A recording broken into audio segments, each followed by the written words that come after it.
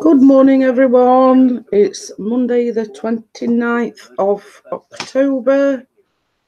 As the title suggests, it is a very sad day. Events have happened over the weekend. And there was a helicopter crash in the city of Leicester, well, near the Leicester City football ground, actually. And 5 people have died in that crash. So I'm sure that everybody will agree it is a very sad day for the city of Leicester today. So hello to the 3 viewers. So yeah, it's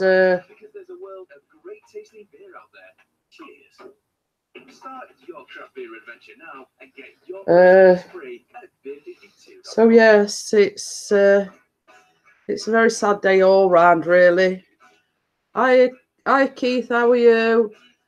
Yeah, it is. Same as I say, it was only confirmed last night. Can you just turn the sound down, please? It was only confirmed last night that yes, the chairman was one of the people that died in the crash. And by all accounts, what I've heard, he did a lot for the club, not only for the club, but for hospitals in Leicester, for the university in Leicester. I'm not too bad, Keith. I've got a little bit of a problem. I think I pulled a muscle, but I'm in a lot of pain yesterday, but it's not too bad, touch wood, this morning. So I've sort of got like myself propped up with some pillows. So yeah. So as I say, I mean, as everyone knows, I'm not a football person, but your heart does go out to them. Somebody, you know, that's such a big... Hi, Mark, please, how are you? So yeah, you know, it is heartbreaking to sort of to wake up to that news yesterday morning. Everybody was speculating about you know, who was on board. Hi Alex, how are you? So yes, it was confirmed, the pilot and the co-pilot, which was a lady, and the chairman and 2 members of staff, basically everyone that was on board. So yes, but the pilot, in my eyes, was a hero. It could have been worse. The ground is surrounded by houses, and he steered away and landed in a car park. But to me, that just shows, you know, it got thoughts for other people, not just himself, not just for the people on board, but for everyone else.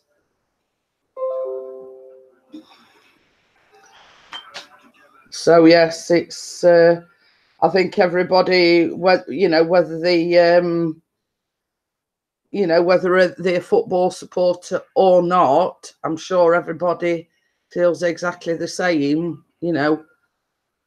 Hiya Bella, how are you?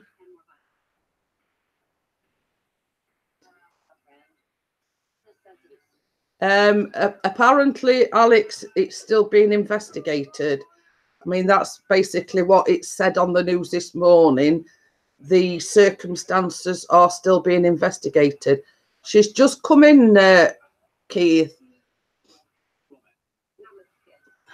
So yeah, so I mean, it weren't sort of announced till late last night that it was the chairman that had died in the crash, and obviously the people have got to do the work as regards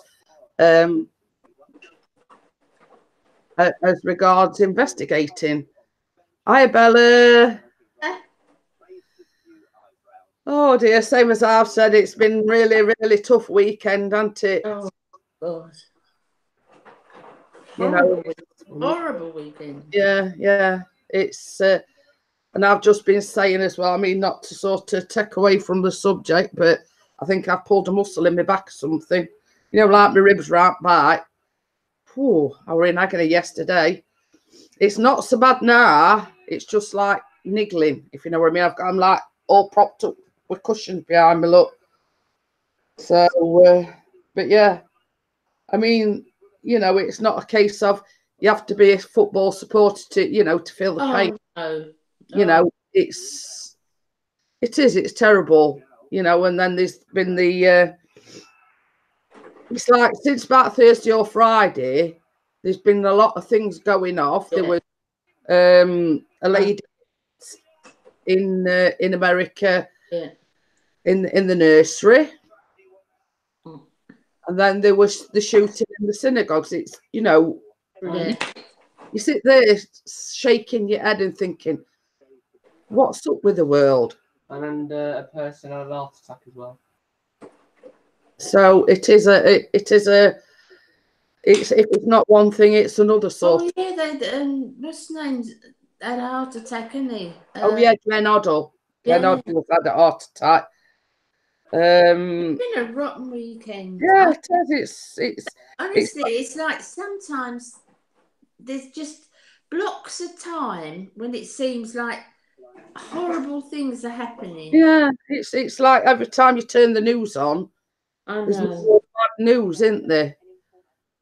Absolutely. Oh, and Ian saying there's been a mass stabbing in. Oh, good Lord. Oh, good Lord. And it seems like it's one after other after other. You know, there were a lady went into a nursery or kindergarten, was stabbing children in America. Then in America, there were the guy went shooting in the Jewish synagogue. I know. So it's every time you turn the television on, there's bad news.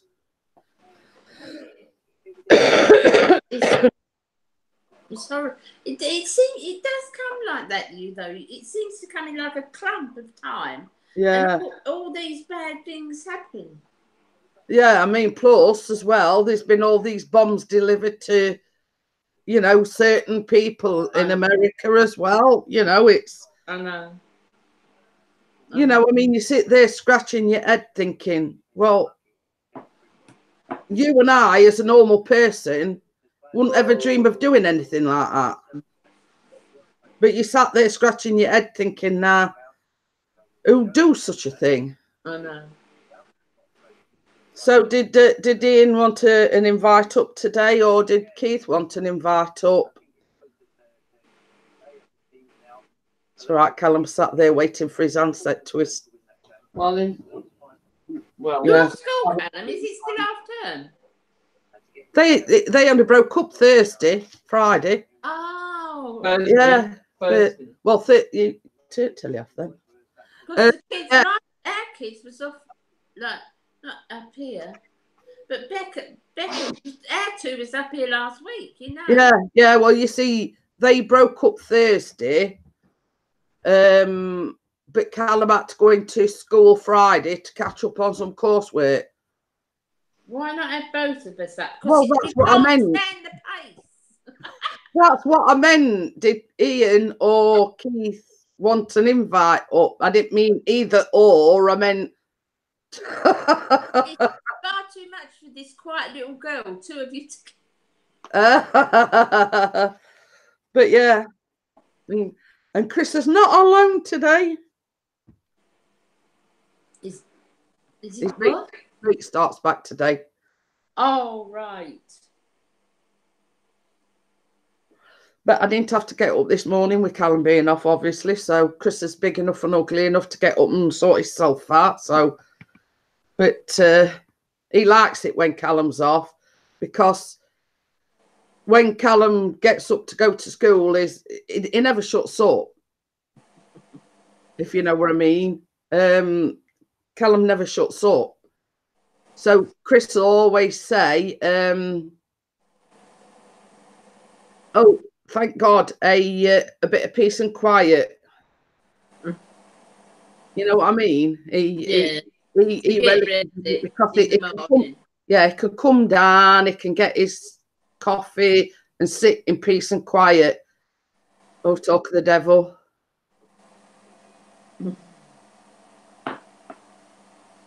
What? Les? What's Les? Les? How do, lass? That tablet on eBay? What?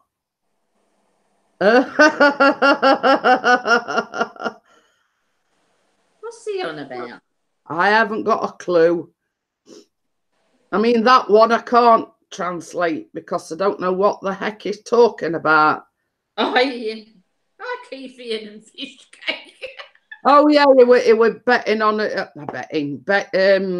Bidding on a tablet on eBay. Yeah, You won it. I have sent you an invite, Ian. I don't know whether you've got it or You've won it. Did you say you won it? Yeah, it's been like big. He wants one that's suitable, you know, with his drawing. Yeah. Hiya, Kate. How are you? I'll send it in again. I did send him an invite. Looks like he's changed his what's it? Yeah, his picture. Ian. Yeah, because it was sort of a picture of him, weren't it? Yeah. So yes, I've sent it you twice, Ian. Hi, Molly. How are you? I think as well, it hasn't done me. We keep coughing. No, well, that can pull you back in. Morning. Yeah. Well, tell you what, it's like here, round my ribs, round back, and it's like keeps like having a spasm. That's all. Only thing, but it's painful, if you know what I mean. But I don't know whether it's because I've been coughing or whether I've pulled something. But it's all right at the moment. It's just niggling, if you know what I mean. Morning, Ian. Morning. Morning. I want that Coca-Cola coat that you'd got on last night. From Primark. Primark. It looked well. It looked well cool. That coat did. Yeah, I had to keep it on. It was freezing now last night. Okay then, Keith. See you later. See you later, Keith, mate. But yeah, I've got myself propped up with 2 cushions behind me. Funnily enough, when I went to bed last night, I actually lay on that side, and I was more comfortable lay on the side where it were hurting me than I did if I turned over. Yeah, you know, my shoulder.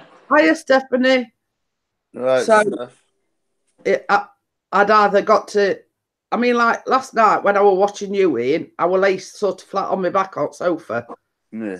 Because that was the only sort of position I could lie where it didn't hurt me. Oh no. It was crap last night. It did look a bit sparse, let's say. Yeah, it was crap. I've got, when I was a kid, well, in my misspent youth, right? I like how two words it misspent you.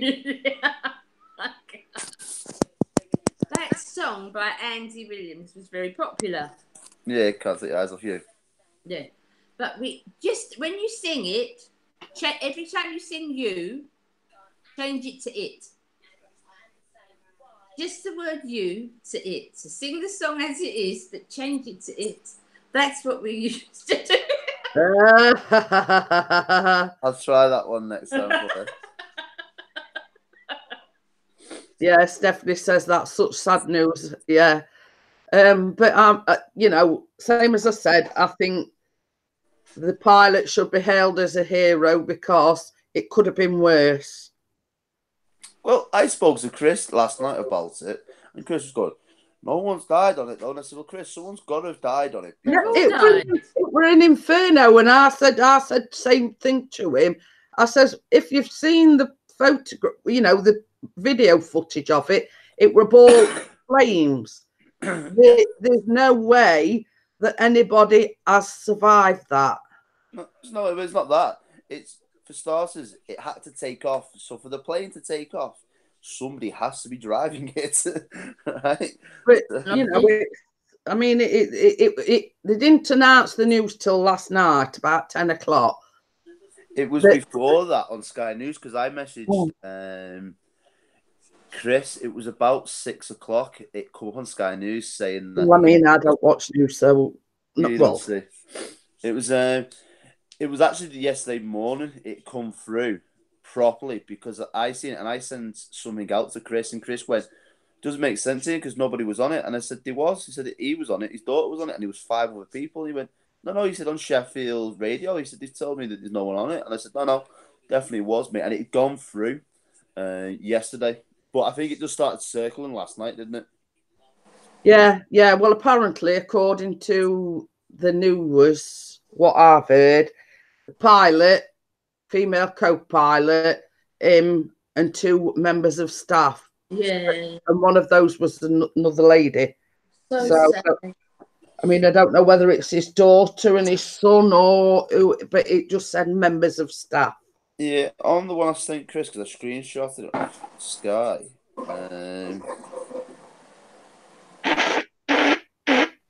This was done at 1 minute to 6 yesterday. Sky News understands the club owner, whatever you want to call him, was on board the helicopter when it crashed. That's terrible. That was on Sky News. That shocking, right? So sad. But I mean, like everybody's saying, "Oh, what's caused it? What's caused it?" They can't say what's caused it. They've got to investigate it as to what happened, because apparently it took off and then it was sort of like just spun out of, it just spun out of control. Yeah. But yeah, Pixie's saying they should give him an eye, because when you look at the way the ground's positioned, there's houses all around it. And the fact that he landed in a car park, obviously he must have known what were happening, and obviously sort of steered it away from houses into that car park. I know. Sacrifice. Well, he didn't sacrifice his life because he was going to die anyway, but he done it so he'd save other people. Yeah, because you imagine it crashing into several houses or people that were leaving the match where it happened about an hour after, but there's still people hanging around. You know what I mean? There's like his mind must have been knowing that his life is going to end any second, but still thinking of other people. Yeah. And I mean, by that one selfless act, he's avoided anybody else. Yeah. Being a victim. Let's say. That's basically what's up, Bella. Jeanette already knows. I told her before she went live. Yeah. Awful. So yeah. So sad. And it's like, same as Bella said, these tragedies all come in like a clump. They seem to come in like a clump. It seems like since Wednesday or Thursday, things happened every single day. Yeah. It does happen. I've noticed that. That thing, what I've told you guys about, that's shocking because she did a lot for charity and stuff like that. I was only talking to her a couple of days ago, and she's been in work, obviously, yesterday afternoon and stuff like that. It's not good at all. Landlord had messaged me this morning and told me. So, it's what I woke up to, unfortunately. It's like you don't know. You don't know what's going on. No, you don't. No. You don't. It's like see people, and you see the. Sometimes it's a facade. Sometimes it's something they put on for but you never know what's behind that face or what's behind in that mind. Exactly.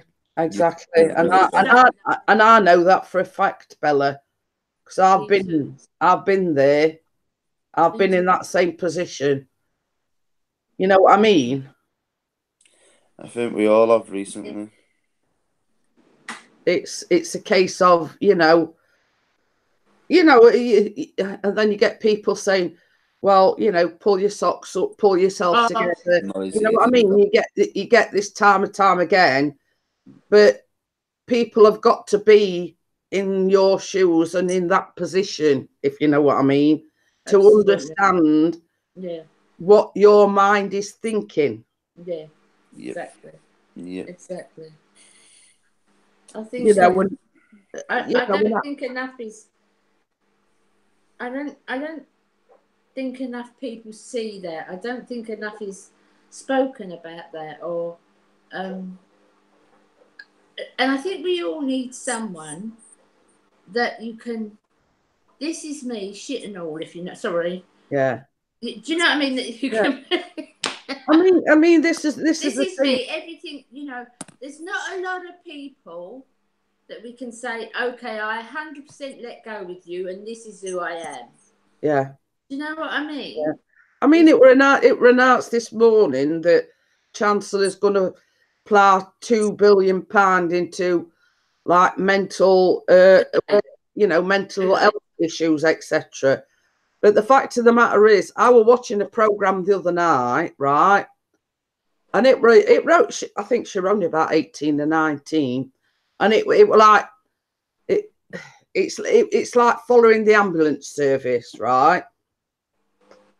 You know, and they went to pick this young girl up, and she were a mum had basically rung the ambulance, and it weren't the first time. 4 times in 1 week, they called the ambulance out to her, and they just took her to hospital.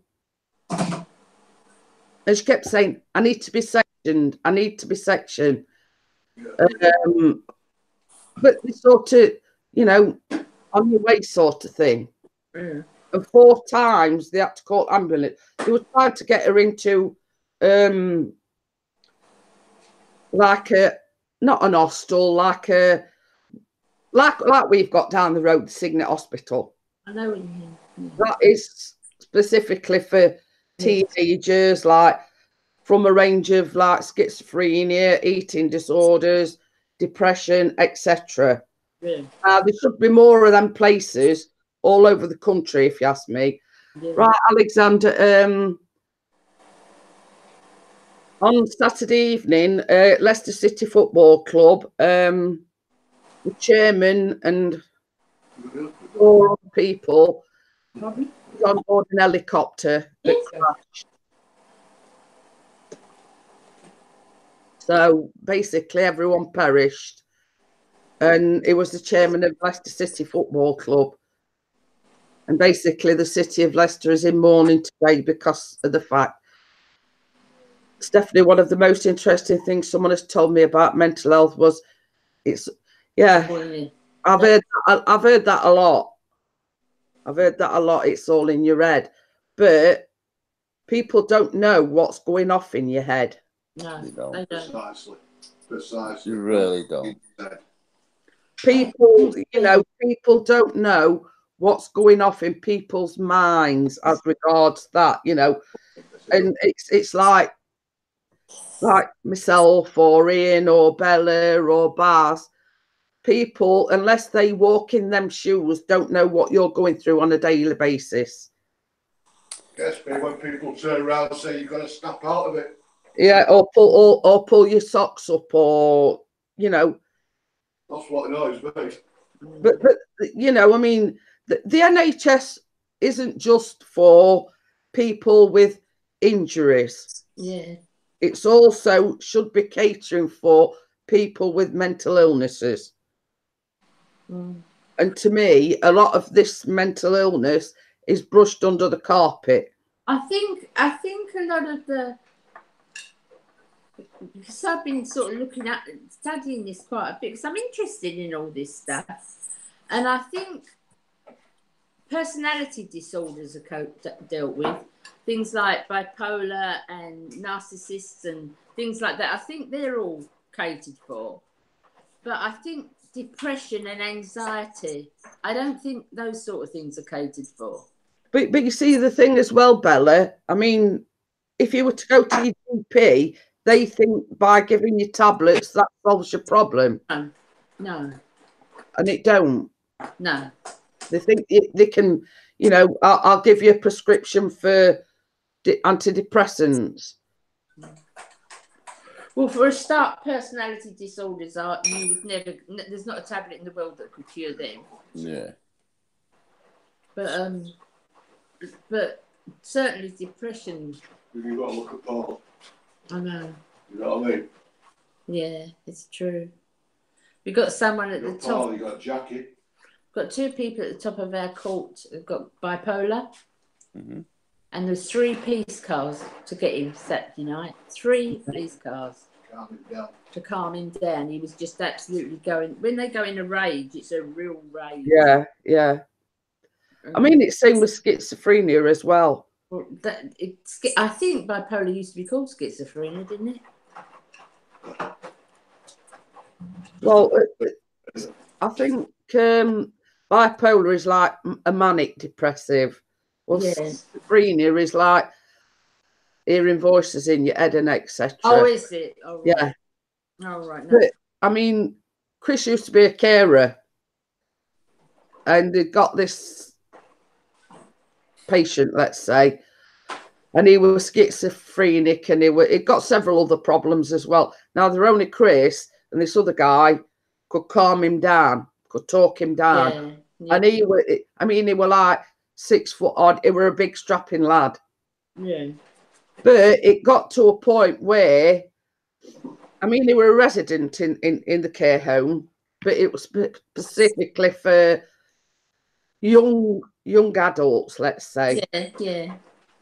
You know, a range of like different things. And it got to a point where his parents had sort of gone to the care home and said, look, if he gets in one of them states, you've got to tackle him to the ground. They gave them permission to like physically tackle him to the ground. Yeah. Oh, yeah. That's what they have to do with him. You know what I mean? It's, oh, yeah, they do. They do. You know, I mean, the sort of job that he did, you'd sort of got to use words, you've got to calm them down, like verbally. But they actually gave the care home permission to, like, if only way to get him to calm down is to tackle him to the floor, then do it. And I think eventually, I mean, Chris had left by then, but it was sectioned not long after Chris left. Yeah. Because nobody could do it. He like physically attacked one of the other residents. Oh yeah, they do. And it was that bad that it sort of beat him to nearly within an inch of his life, let's say. Oh yeah. And basically the care home says, look, we can't do any more for him, blah blah blah, but nobody else would take him. Yeah. You know, so it got to the thing, now what do we do now? Where do we send him? And this is the problem. You know, when it gets to that sort of position where nobody can do anything for him, what do you do? I know. And this is the problem. You know, it's like everybody's washing the hands, sweeping it under the carpet. You know, it's just you know, it's just a problem for the NHS, let's say. I know. But it's a fact of life. There is mental illness out there. And same as we've said, not all disabilities are, you can see. Visible. I know. Yeah. No, not all disabilities you can see. I know. Yeah, Stephanie said bipolar used to be called manic depression. Oh, that's it, yeah. But, you know, hi, Lucy, how are you? But, yeah, I mean, Alexander says, yes, that's the way, lock him up and throw away the key. That's not help. That's what's used to happen and still is. Yeah, I agree. I mean, like years and years ago, you had something wrong with you mentally wise. You just used to push you in an asylum. I mean, I've known like stories of people being in an asylum for you know, majority of their life because they've got, you know, a mental illness. it's society, it happens, you know. It's like you get physical disabilities, you know. It's all right saying that these mental disabilities don't, you know, aren't there, but they are. It's a fact of everyday life. Absolutely, I absolutely. WrestleMania, you know what I mean? And so, and same as I've said, IPD Tech. Well, I've just been on about that PD Tech because we have, like, literally 5 minutes walk down the road. We have got a hospital, and it's got like one side that's like a secure unit, and then there's a side that's not secure, if you know what I mean. And it ranges, but it does specify it's for teenagers and young adults, mental issues ranging from like anorexia, you know, to the more serious things. And that's obviously why they've got like a secure unit. Have you seen the one over in Widnes, Bella? The big one by the 8 Towers.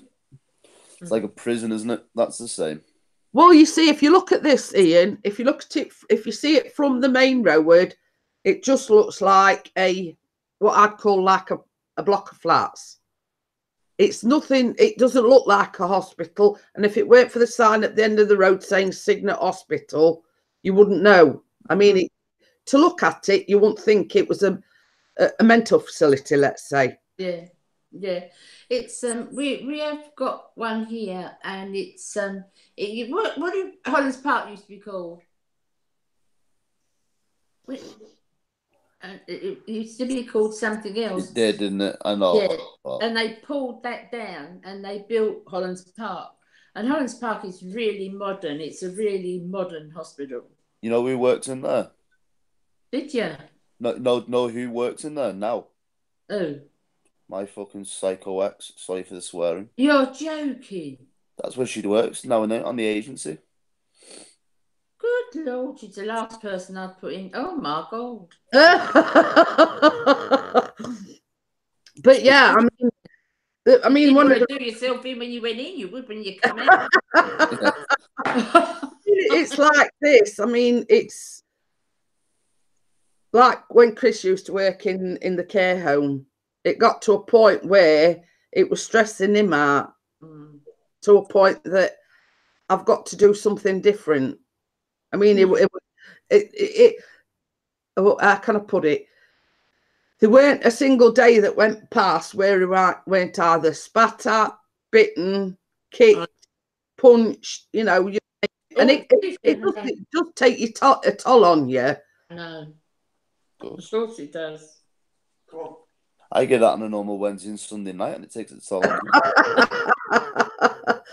But hi, Carolyn, how are you? But yeah, I mean, same as I say, this one down our road, and apparently it's one of the very rare places, you know, that are specifically for people with mental illness. Yeah. You know, and I mean, it's like this. I mean, like hostels and things like that, and you have these people doing petitions. Oh, I don't want it. I'm living near me. They've got to live near somebody. And it's ridiculous. You know what I mean? They've got to live near somebody. They're part of society, like you or I are.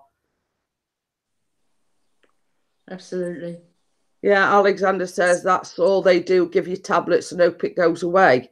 This is what I was saying earlier on, rather than sort of, you know, I mean, same as Bella says, talking to someone often helps. You know what I mean? You know, it don't necessarily have to be a stranger or a therapist or something. You know, to sit down with that one person and say, well, look, you know, what's on your mind, what you're going through. Is there any way I can help? Yeah. Yeah, definitely. Yes, definitely says she's in therapy and on less meds now. They panicked when I came in because I was in a manic episode. They put me in the intensive care unit with people who are beyond help. Oh. But you see that this is it. You know, instead of you know, like a specific, you know, mental, you know what I mean? There are so many. There are so the thing is, there are so many different mental illnesses. There are so many, and people, because of ignorance and because it's just not taught enough, they all clump them together. They clump that if you're mentally ill, you are somehow, you know, all clumped together. You'll all do what bipolar people do, or you'll all do what, you know, they just clump it all together. It's like sticking a label on someone. You know what I mean? Yeah.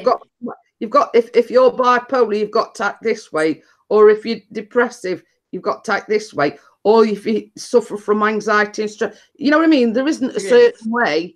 No, there isn't. Everybody copes with it differently. Yeah. Yeah, and Carolyn says therapy helps her the best, which is talking to someone you trust. And the same as I've said, you know, it is. If you can sit down with somebody, it don't have to be a personal friend. It don't have to be, you know, it's got to be somebody that you can trust telling people or the person how you're feeling. You know, you know, if it's just saying, well, I feel this way or I feel that way, or the same as Bella said, it's not same for everyone. Everyone deals with things differently. Mm-hmm. Alexander, he said you get lucky. There's less help out there. As I was told by a specialist, he doesn't know what to do next, and I was on borderline autism spectrum. Well, if the specialist you're seeing is confusing depression with borderline autism, he ain't much of a specialist. No, that's what I was going to say. If I was you, Alexander, I'd get a second opinion. Yes, exactly. That'd be the first thing I'd be doing. If they don't know what it is, then how are you supposed to understand exactly what it is yourself? Yeah. I'd say, well, look, if you sort of scratching your head and don't know what it is, then I want a second opinion. I want referring somewhere else. Again, it's all according to you see. It's not a particular title or a particular type of doctor. It's the personality of the person. Some people will just pigeonhole you. Some people will say you do this, this, this, and this. Therefore, you've got this. Yeah, well, Stephanie's just said, Alex, if I'm no therapist, but you ever need to talk, and I'd like to think that people can talk to me. Yeah. You know what I mean? I've had what me and Bella call life experience. Yeah. And I've been through these things. I've been through this thing. I've been through that. You know what I mean? Yeah. I've been through a lot of the things that, you know, I've been on antidepressants. I've been to a point where I thought people would be better off without me. Yeah, me too. You know, you go through them stages where, you know, you sit down and you're thinking, well, nobody's listening to me. Nobody wants to know. I'd be better off not being here. Yeah. Let's say. Very true, though. Just, You know what I mean? if that's because you can tell depression. Oh, it's so complicated, but then a depressed person is not an aggressive person. No. A depressed person, I agree with that, Bella. They don't fight back. They don't punch back because they're in too low a state to do it. I mean, the way to sum it up, Bella, is the retreat into themselves. Absolutely. Absolutely. The retreat into themselves. Yeah. They don't want nobody around them. They can't be asked to do anything, get out of bed. They just haven't got the willingness to do anything, let's say. I know when I've been through depression, I couldn't fight my way out of a paper bag. Honestly, I couldn't have done. But yeah, same as you say, Bella, there's a difference in depression, anxiety, you know, and not all too often people label them together, Oh, lovely. depression and anxiety. But, you know, it's like me. I mean, when I went to the doctors, Pardon, love? I mean, when I went to the doctors, their answer were, we are prescription for antidepressants. Yeah. But I do think since then, sort of, it's moved on a little bit, and they like you to go to something what's called cognitive behaviour therapy, CBT, yeah. I'm not listening, I'm listening. which is basically, I mean, But, funnily enough, I'm just going to go for a couple of minutes, all right? yeah. I'm just going to disappear. It's a bit of a tricky subject at the minute. Yeah. Yeah. I'll be back in a minute. Okay. But you see, funny thing is, when I had my weight loss surgery, you had to go and see a psychiatrist. Mm-hmm. It's basically to make sure that you're making the right decision, basically to see whether you're in your right mind or not, you know, to not to put too fine a point on it. You know, do you understand the ramifications, and do you know what, you know, this decision? And it's funny sitting down talking to a psychiatrist, if you know what I mean. Yeah. Even though it's sort of, it weren't anything to do with depression or whatever. They basically, they're wanting you to see if you've got all your marbles about you. Mm-hmm. You know what I mean? I had to go through a counsellor and same kind of thing over my mum, you know, when she passed away when I was like 9, because my epilepsy, that's what brought it on. They said I was depressed, and the depression took over and caused me to be epileptic. But you see, the thing is, I mean,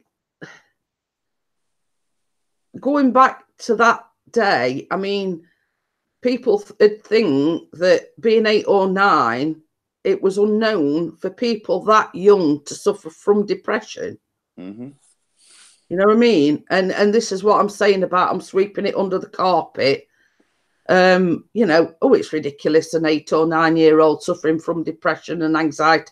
But it does happen. I had to go to Thorn Road here in Runcorn for about 4 or 5 years. I was pulled out of school at times when nobody could fit the appointment in. I'd have to go to counsel and all kinds of crap. It's horrible. But hey ho, it happens, isn't it? But then again, I mean, how can I put it? Did you get stick at school because you would see a therapist, etc.? I didn't get stick for that because no one knew the reason why I was being pulled out of school. But I got stick because of my mum passing away. Yes. But what I'm saying, yeah, same as I say, it's hard to explain to anyone just how you're feeling when you're 8 and 9 years old. I mean, but it's a fact of life that it does affect kids. You know that, and I think that not enough has been applied into the system to bring awareness to youngsters of that having depression and mental health issues. I was told last week, well, this week, no, we're on Monday, aren't we now? So yeah, last week, that to go on to antidepressants myself, it's not happening. It's not happening at all. But this is what I'm going back to saying.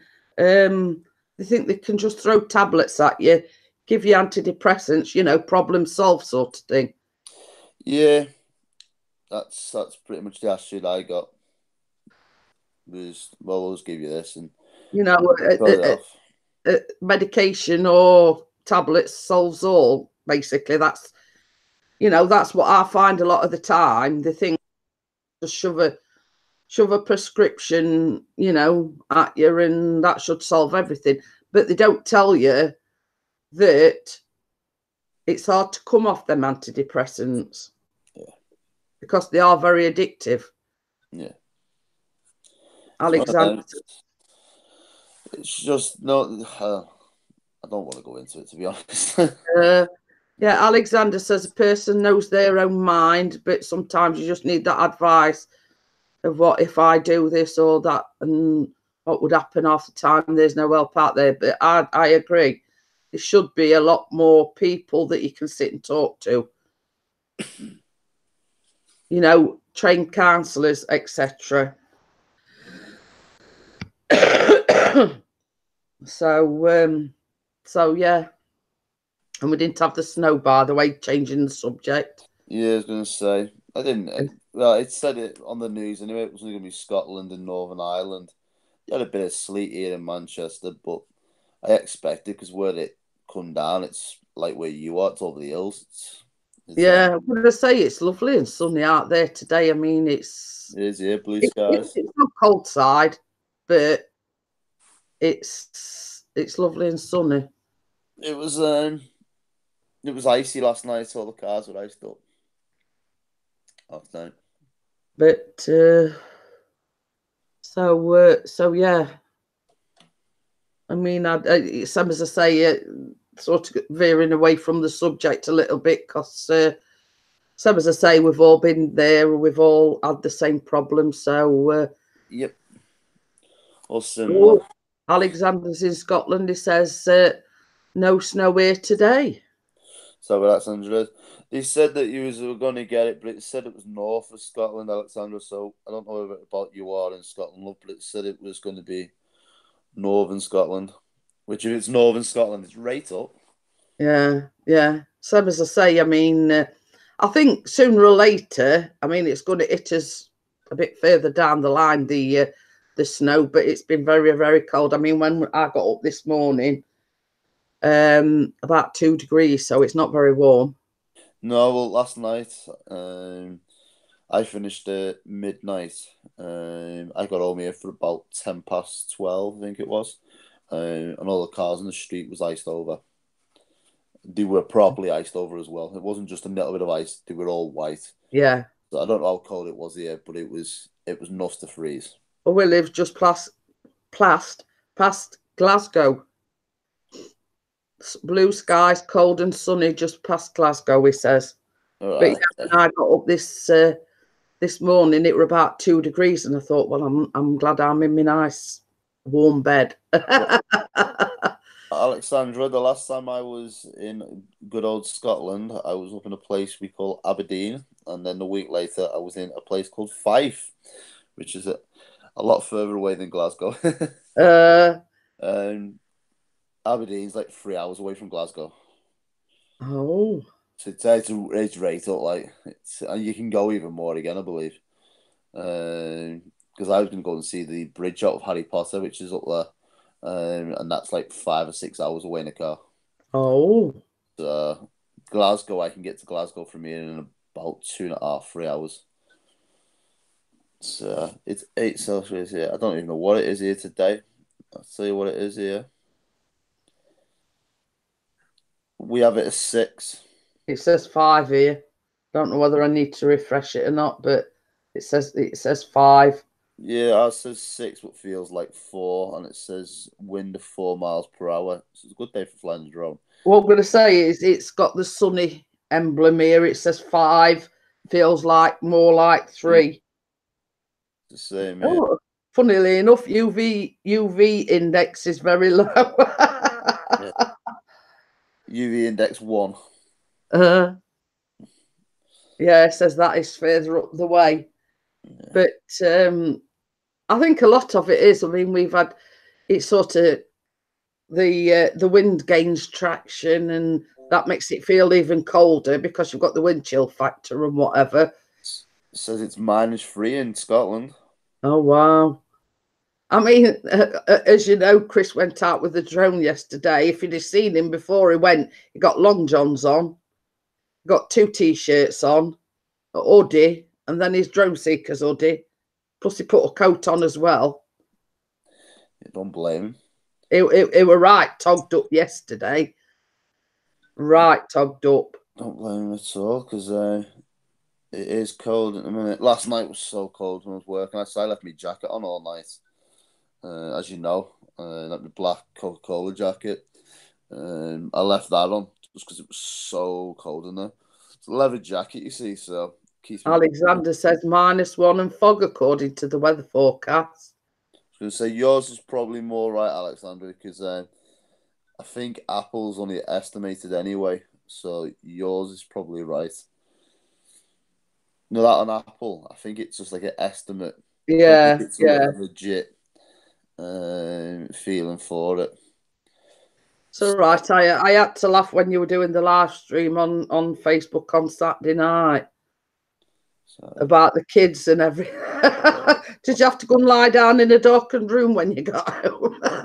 No, what? To be honest, they all disappeared at 10 o'clock, and everyone was up dancing and stuff. There was just too many because it's the 30th. Everyone that have her friends are around that age where they're settling down. They've got kids and stuff like that. But it seemed that to every adult there was 4 kids. Well, when you think that, like this, let's say each couple had got 3 kids, then it soon sort of 2 months up. So she had, I think it was a kid or 2 kids herself. Everyone that turned up, there was one woman, a blonde woman, she come from her own. She walked in with 3 kids, and they were all roughly at the same kind of age as well. There must have been 40 kids in there. She said that she felt like it was a kid's party, but when 10 o'clock come and they all buggered off, it was nice. You could do what you wanted. I did anyway. I was playing whatever I wanted. They were all up dancing all night. They were all wouldn't let me go at the end of the night. So it is what it is, but I wasn't in the best of moods, as you know, Jeanette, that night. Last night I was in a better shape. Yeah. So it had put you off having kids then? I think, to be honest, if it was my kid, tell it to be under fucking control for starters. Well, this is it. Most of the people, when they go to them parties, if you watch them, just get drunk and just leave the kids to do what they want. Yeah, I was going to say, so a lot of time they just let them run riot, don't they, if you know what I mean? Yeah. So it is what it is on that. But it's got to crack on. Is Bella okay, do we know? I've messaged Bella and I've not had a reply. Yeah, I was going to say, on her. I was getting messages myself off the other person. So that's stopped now as well. So I hope he's okay.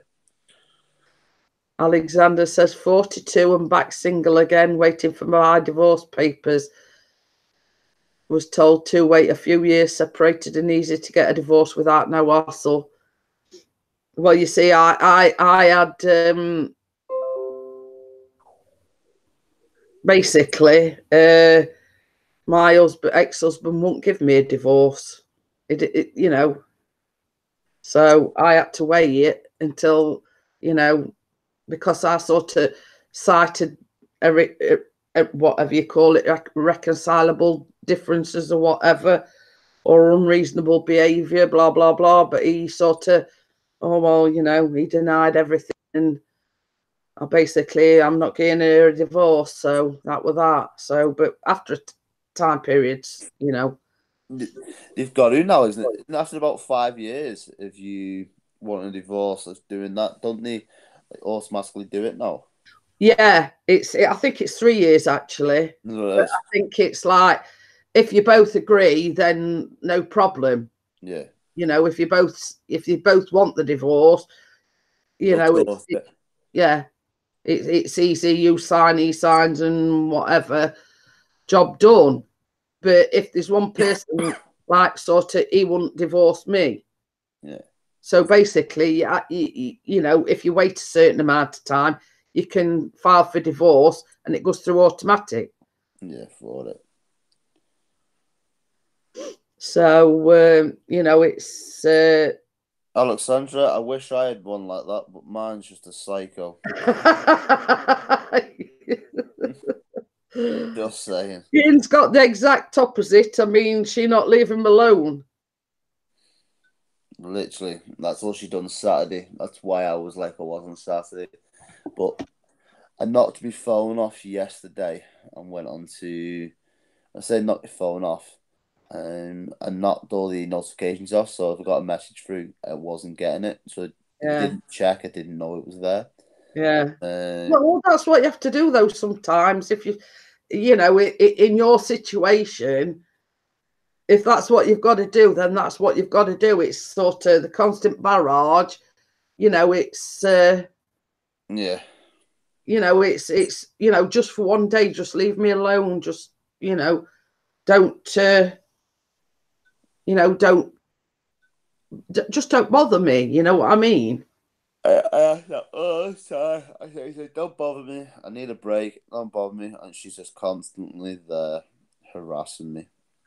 But to me, I mean, well, I woke up this morning with 6 messages. That says it all. It's a case of, is she ever going to get the message? Obviously not. You know what I mean? I mean, what? All right, I'm just getting something to drink. It's it's a case of.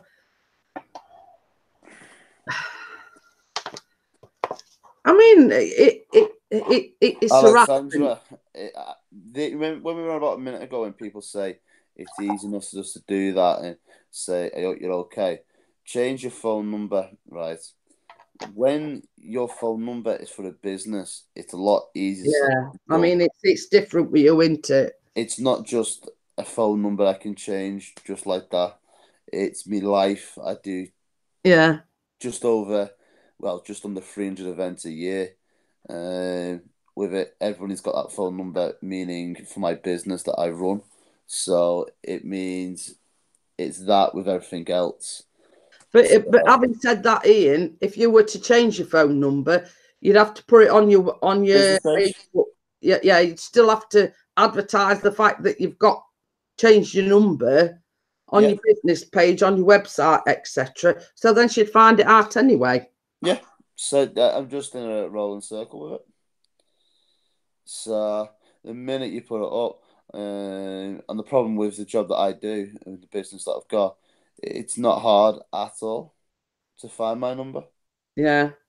Anyone can find my number. It only takes one person to know that number that she knows, and boom, it's as easy as that. Well, she was asking people the other day. Who was she asking? Someone the other day had said to me about it, that she'd been in touch with him, Myron, about me. And I've not seen this person for ages. Oh, it was Gemma Newman. Me and Sophie were in Pizza Hut. And I said to Sophie, that's who that is. And then she come over a bit later on talking to us. And she said, oh yeah, she was in touch with me the other day, asking if I spoke to you and stuff. And I was just like, what the hell? She said I just didn't even answer her. Yeah. Well, you see, the thing is as well, I mean, like Chris's dad phoned me the other day. I mean, as you know, we've got our phone. Yeah. So he happened to phone while I was on the toilet. So I saw it were his dad's number. I just pressed redial and rung him back, and he went, well, how come? He says, it comes up as private number or withheld number. I says, I've always had a private number, because when me and my ex first split up, it were ringing in small hours, leaving me rude messages, let's say.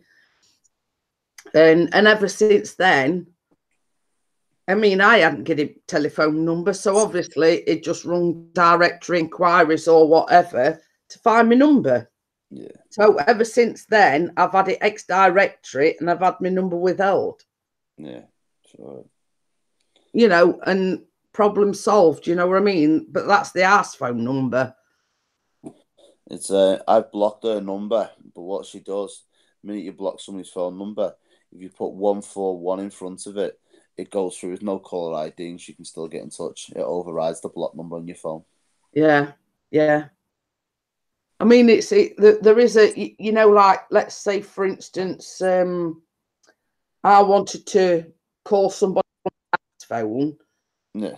and I was to ring somebody from our phone. If it was somebody I knew and I trusted, I could do something to reveal my number to them. Yeah, for it. But it's same with sort of people ringing in, if they want to, it's a private number, etc. They've only got to, same as you said, put a number in front of it, and it comes up as private number. She does that. I've not spoken to her properly. She's just constantly harassing me. But Saturday, as you probably guessed, that I wasn't really me. Yeah. On that live stream. A few things got said out of that fucking mouth of hers, let's say, about Sophie. So, and about me, the usual. Which But I know don't you you've had. think that by bad mouthing you and bad mouthing Sophie, it's going to do any good? No. Not really. Yeah, It honestly, only sort of makes you hate more. You know what I mean? And you know, and for her to say, you know, she still loves you and wants you back, and what, you know, why would you?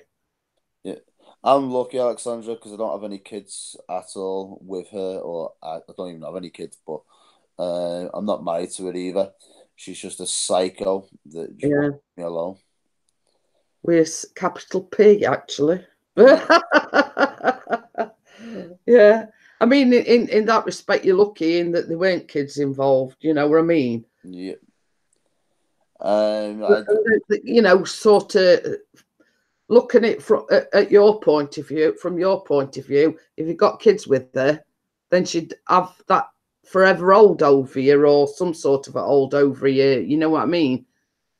Crap, Alex. To be honest with you, mate. I'm genuinely honest, mate. It was awful. But it's Halloween weekend coming up, so I expected it to be quieter than normal. So I ended up messing around majority of the night, just to bear the night through. Was it only Ashley and that bloke got up to sing then, or? No, there was beforehand, because I didn't go live till later on. There were me, Jay, Ash, there were Tom. Tom comes in every Sunday anyway. Dave got up singing. We had Dan, she was up singing. Shell come in, she got up singing. Matt was singing. Tony sang 2 last night. Who else sang? Oh, 2 women. Don't know who they were. Just randoms. Yeah, they've never. Oh, not what I've known of. They're not the locals. Everyone I've just Yeah, named, they're the local lot. probably just somebody that dropped in on off chance, or there you go. They sang Whitney Houston, Want to Dance with Somebody. I think one of them was Gemma, and I think she said Laura. I think it was. There were a few. It's not my normal amount because I sang a lot last night. I don't normally sing that many. I normally just do me normal 3 or 4, and that's me kind of done. I think I sang in total last night about 25 different songs. So, found out what was up with the laptop as well. It's not the software. yeah. I was going to ask you, did you get it sorted? It's the button sticking at a certain bit. Oh. So what I've done... That were really creepy, that were it really spooky. I've left the mouse over the pause button, so when you press it again, right, it automatically goes to the next song. So when I paused it, you press it once, it pauses the song. If you press it again, it knocks it over straight away. Because I left the thing over, it's obviously been stuck. It's either moved or whatever a tad bit, and it's gone bump and pressed it. So we all sat there thinking, what the heck's going off here? Yeah, that's what I was thinking. It done it the other week, but not as bad as that. Um, it done it the other week. It hit it and then hit it again. So it kept doing it like a couple of times. So it kept just knocking it, but it was knocking it over straight away, and it ran out of songs. So it just kind of it overrided for like 10 seconds. Boom, it was off, and I was like, what the hell? So what I've done is Matt had some laptop spray around the buttons. I sprayed it last night around it, and it seems to have like released it up. So I don't know if it's just a bit of crap or whatever.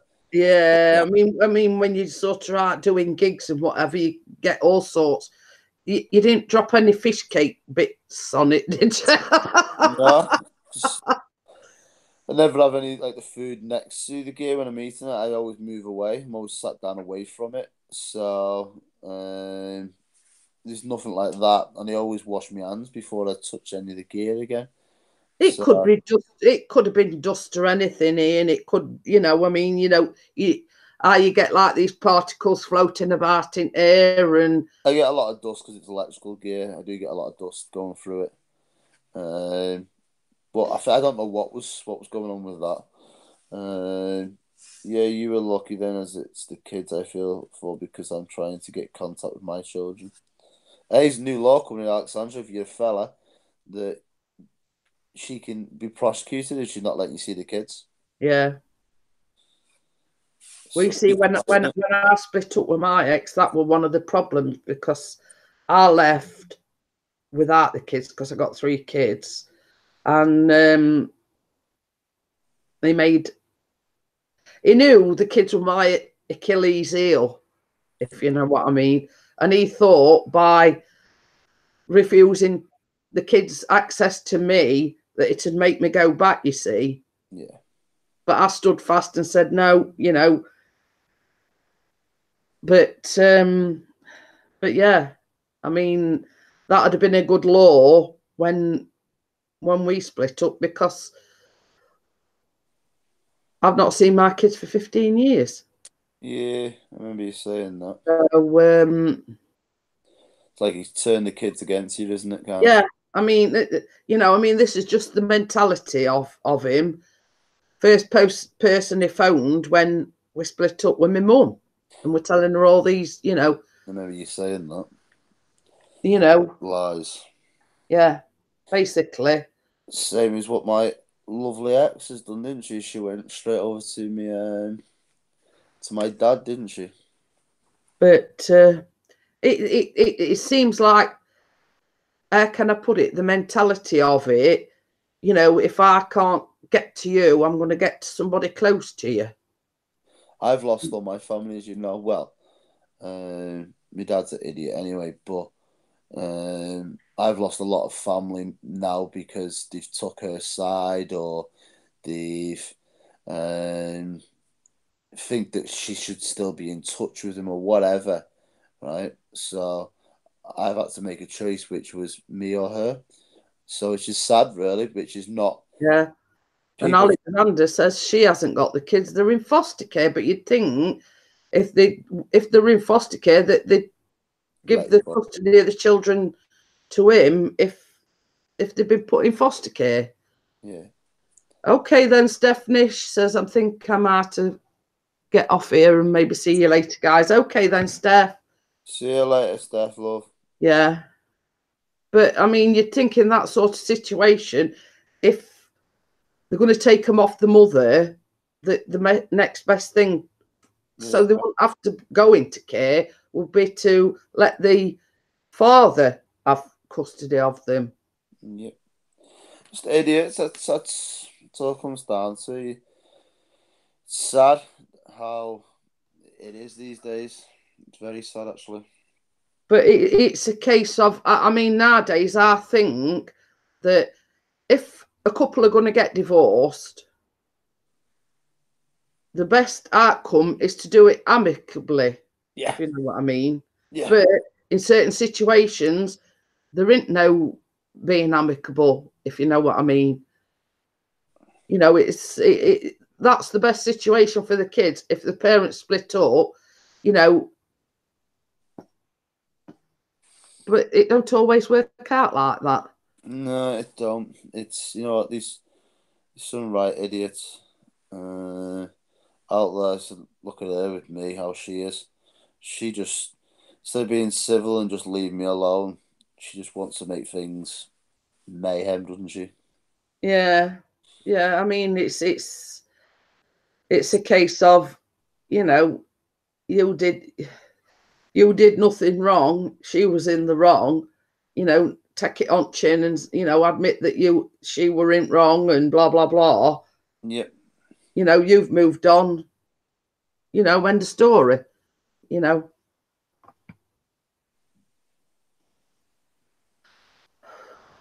You know what I mean? It's a long story what was done, so I couldn't see the kids or come back into her life. So the thing is, that's how women are, mate. Sorry, Jeanette.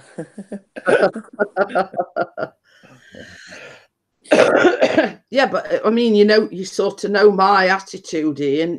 If it's over, it's over. Yeah, it was. She said to me on Saturday night was one of the things that she's always denied this cheating with this Mark, which obviously you can't deny when you've seen pictures. You know what I mean? Yeah. When the guys send you pictures, you can't really deny.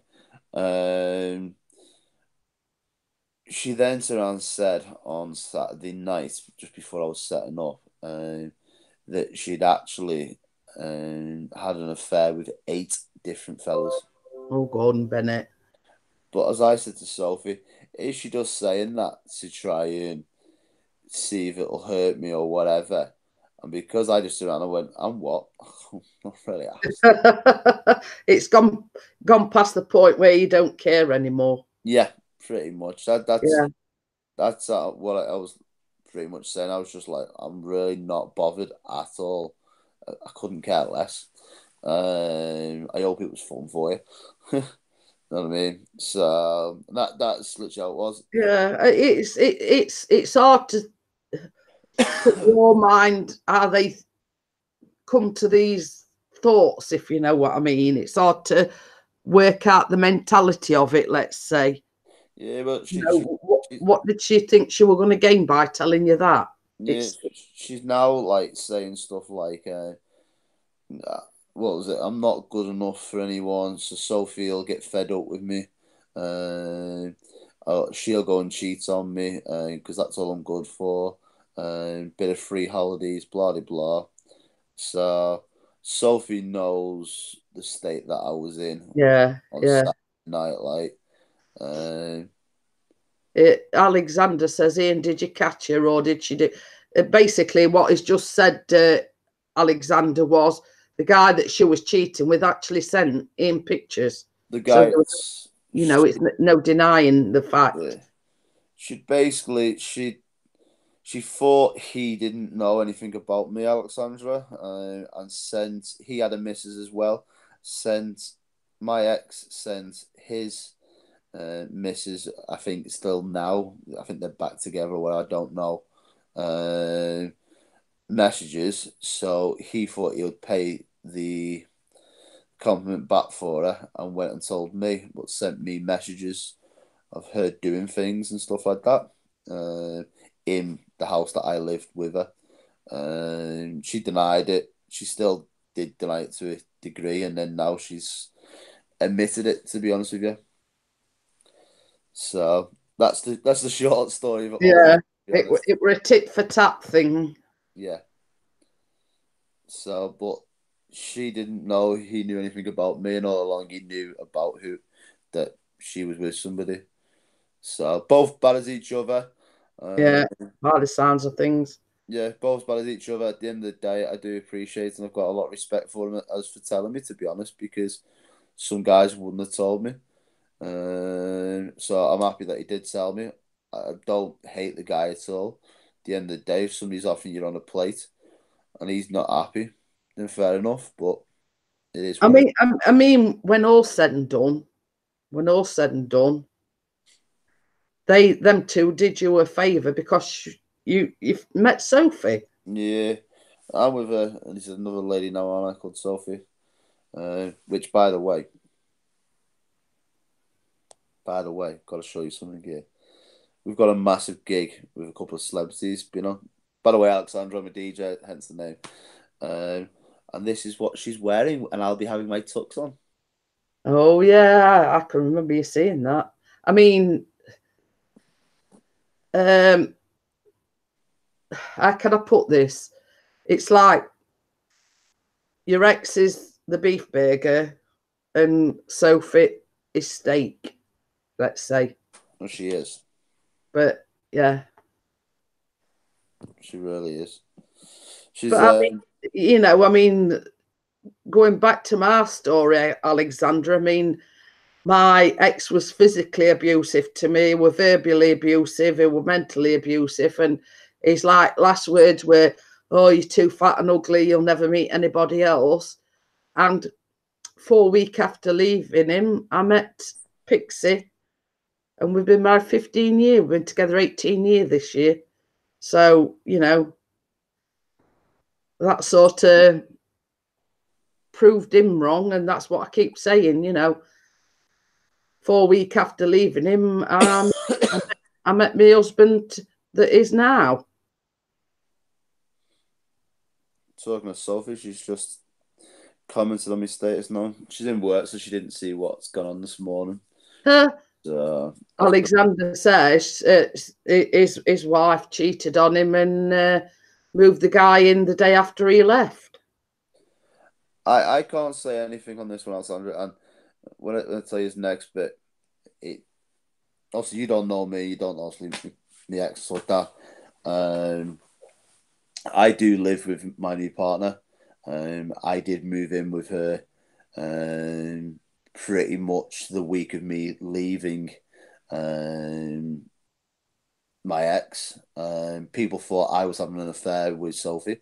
We generally, hand on heart, wasn't. I knew how I felt and I knew how Sophie felt about me. We'd spoken, but we'd never done anything like that. That was back in January this year. But I knew about that last September, what she'd done. But it's been going on in a total, really, if I think of it now, about 2 years that I'd put up with it with the ex. So I did move in with Sophie very, very quickly. But that's only because we both knew how we felt about each other, to be honest. Yeah. I mean, it's like me and Chris. Look at me and Chris. We met on like a Friday night. He came up to see me the following week after we'd met. And a few weeks later, we were living together.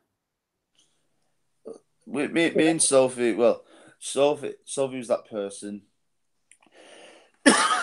She was coming in to welcome me.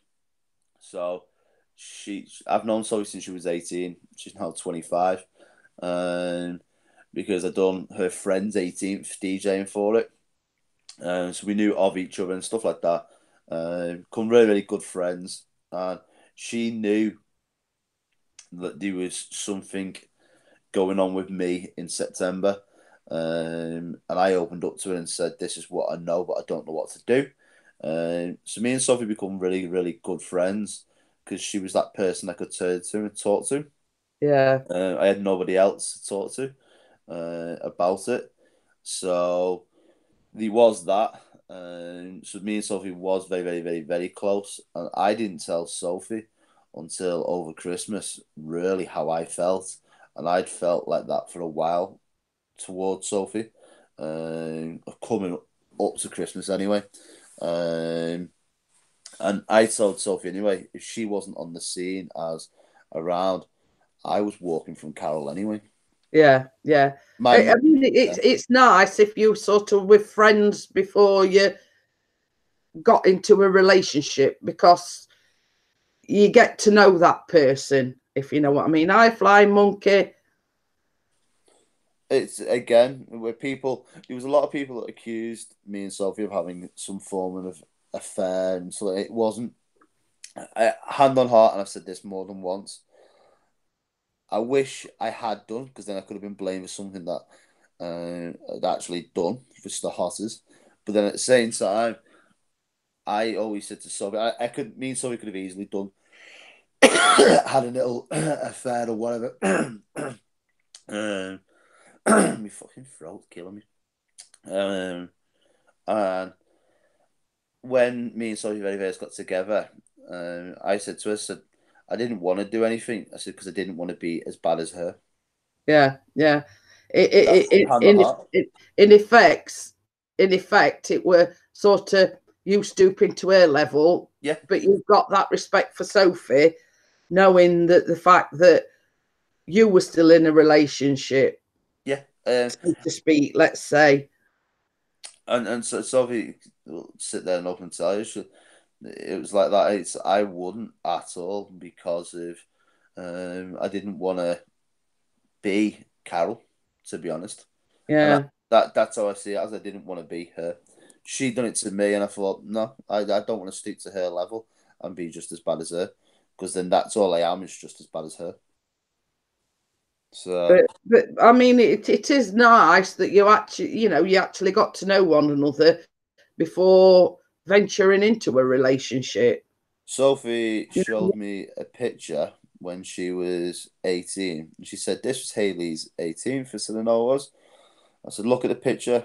She said, yeah. And I said, look at the guy stood behind you. She said, yeah. And I said, look very, very closely. She said, yeah. And I said, who do you think that is? And she's looking, and she went, oh my God. And I went, yeah, it's me. So, but we only knew of each other. We didn't know each other. Yeah.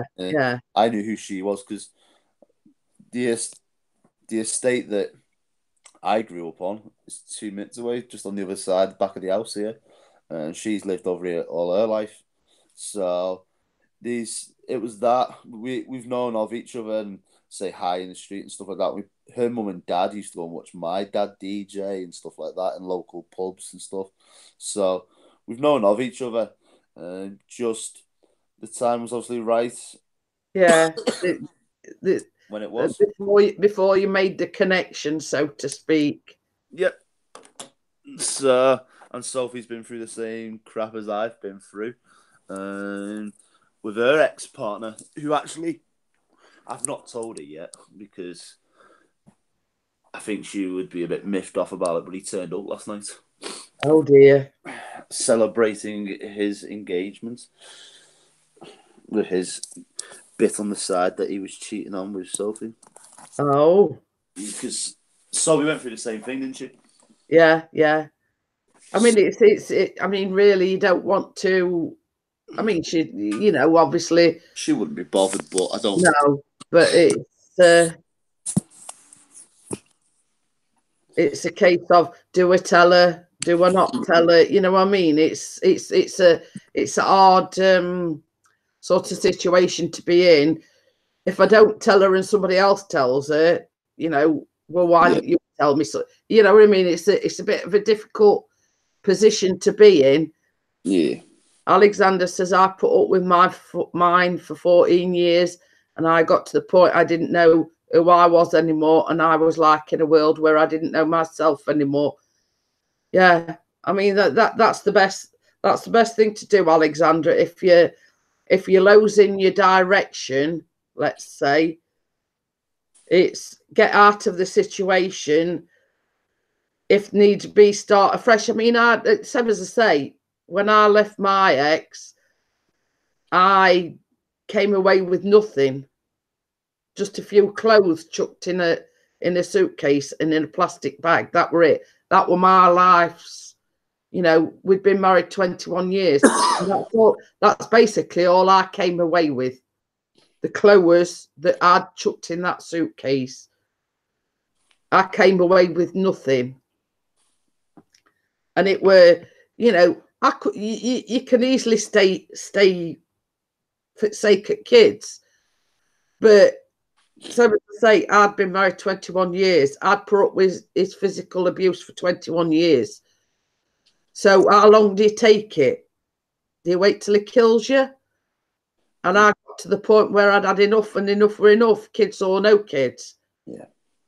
You get to a point where you think it's not worth it. No, it's not. Is it going to kill me next time? It's really not worth it. It's mine was 11 years, Alexandra, and I got myself very, very similar to what you've just said there. I wouldn't look after myself going out, wouldn't put a decent shirt, got rough and stuff like that.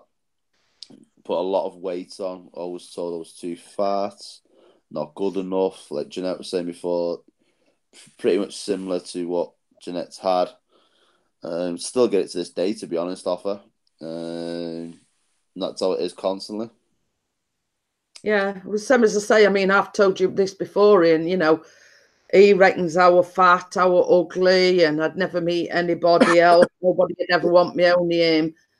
But, you know, I mean, not a lot of people know this, but I think I've told you, Ian. When the divorce was going through, I went to see the solicitor this particular day. He tried everything. He tried wrecking mine and Chris's relationship. And he in a letter to my solicitor, he'd put that Chris was homosexual. Wow. Yeah.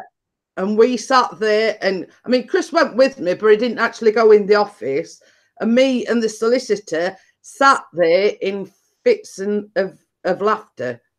Yeah. And Chris says, well, I heard you laughing. I says, well, you've not heard the latest. He says, he reckons that you don't want the kids to come and see me because you're homosexual.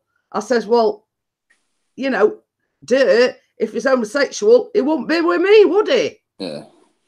It's idiots, man. Yeah. Yeah, I mean, it was laughable. I mean, the stunts that he tried or tried to pull. Yeah. Oh, she's not done that one to me yet. Yeah. But I mean, the fact of the matter is, when I was with him, he wouldn't let me go out anywhere. Even if I went shopping, he wanted to know where I were, how much I'd spend, what time I were coming back, who I'd seen while I was there. You know what I mean? It was like being a virtual prisoner in your own home. Yeah. The worst that she's ever said to me, really, was Sophie's only with me for me money and holidays. That's the worst that she's ever said. Well, she hasn't. We know she said worse, don't we, Jeanette? But oh yeah, well that's by the by, but we'll keep it to that one today. Yeah, I mean, it's like Alexander says, the guy who she's with is welcome to her, and that's the third man she's on now. But you see, the thing is, Alexander, I mean, me and Chris have been married 15 years. We've been together 18 years. And the fact of the matter is that my ex has never been able to keep a woman. So that speaks volumes. Nobody is willing to put up with, you know. It's crap. Yeah. So, I mean, that speaks volumes. It makes you laugh because I generally don't believe that she'll move on to anybody. I think she'll be a very lonely person now for a long time, just because of how she is. Yeah, yeah, and I've always said that about my ex. And you know what I say, Ian, don't you? Yeah. Karma's a bitch. And Yeah. what goes around comes around. I think she will be a very, very lonely person now. I don't wish her any harm, even though what she said and done to me. I don't wish her any harm or anything like that because it's just not me. No. At the same time, I just wish she would leave me alone, to be honest. I mean, even if they flew her out to one of these remote islands, she'd probably still find some way of getting in contact with you. But the thing is, if I remove her number, which I've done, I've blocked, right? And if she can't then get through to me via no caller ID, what she'll do, she'll email me, send me messages via email. So she can't get through. If she can't get you one way, she's gonna, you know. Yeah. So then you sit there and you go, right, well, I'll change my email address, but that means then I've got to change my Facebook, the business page. It all comes down to everything. So it's just a nuisance. Absolute nuisance, man. I don't even go to Warrington anymore, which is obviously where Bella lives. It's just like 5 minutes away, or 10 minutes away from me. I don't even go there shopping anymore, just in case I bump into her. Well, this is it.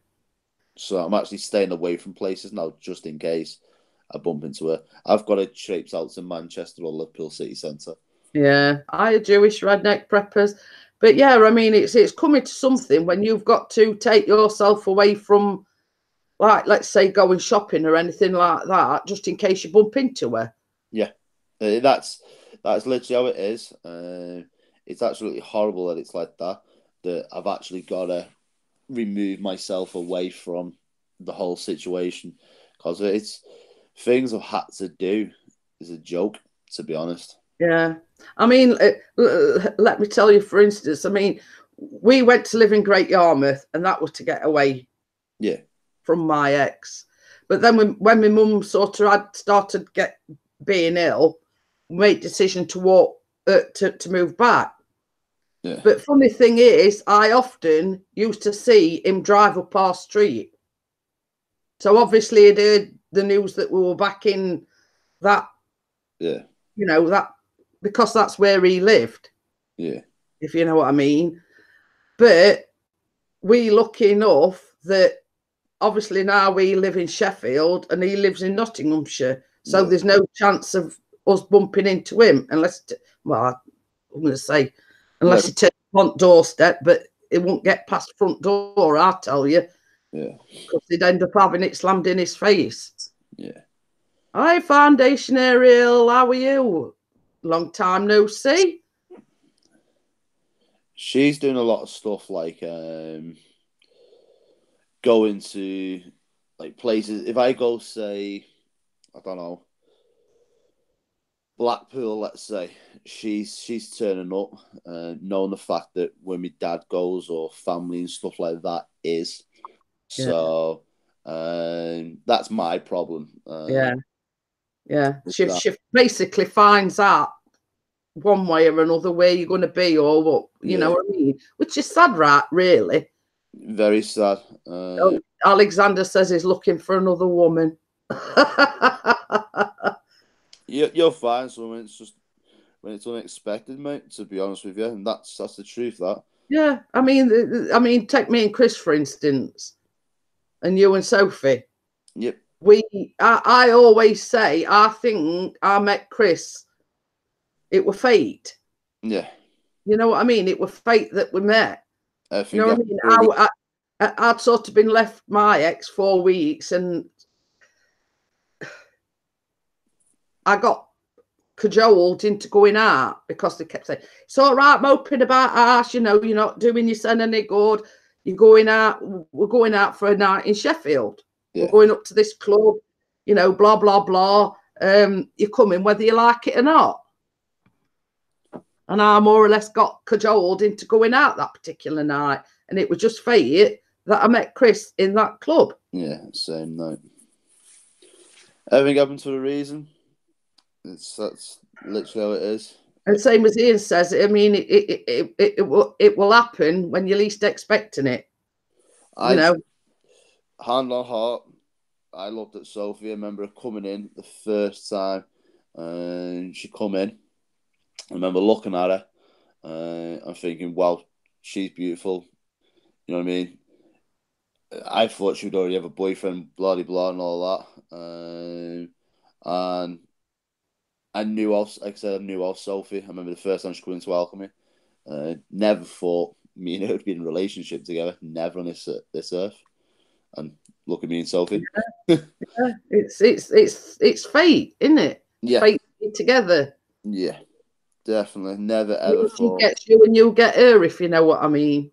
Yep. And it's same with me and Chris. I mean, you know, we're often thinking the same things. It's really spooky.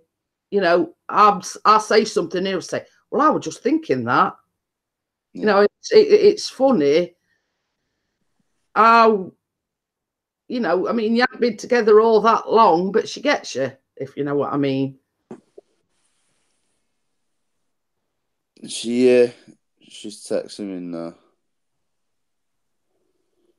She's just on about, you know what I told you this morning. Yeah.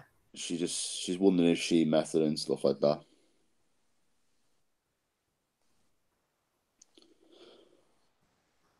But It's a shame that's morning, you know. Yeah. Crap, innit? Yeah.